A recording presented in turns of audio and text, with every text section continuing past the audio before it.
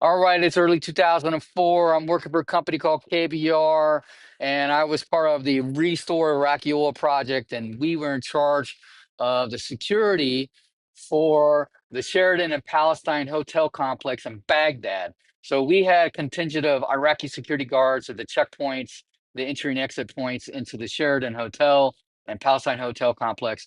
And we also had Army National Guard unit that was kind of doing the internal and the overwatch. Okay.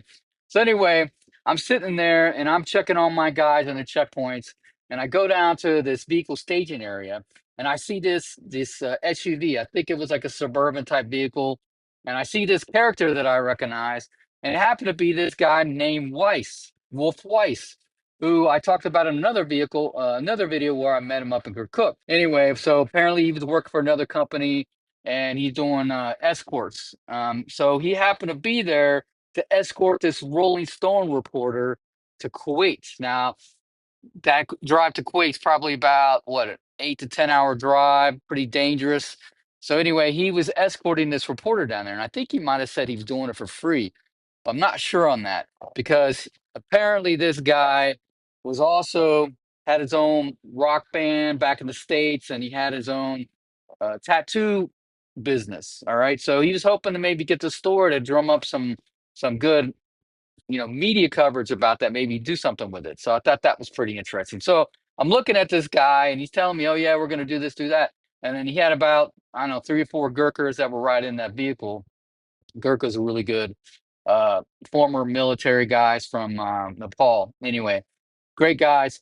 So he had these Gurkhas, and they had this truck rigged up where instead of having tripods for their machine guns for rear security, they had like string or ropes coming down from the ceiling where they mounted their or had their rifles kind of hanging from it. So it's kind of like a ghetto tripod, all right?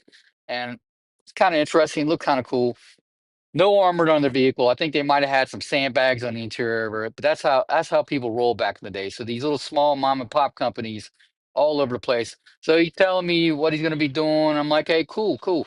But the crazy thing is, small world, right? I met him the year before in another completely different part of the country. And then I meet him there, and I'm gonna tell you another story where I'm in another part of the country, another time frame in the year, and sad thing that happened to this guy. But anyway, hope you like this video. Take care and stay safe.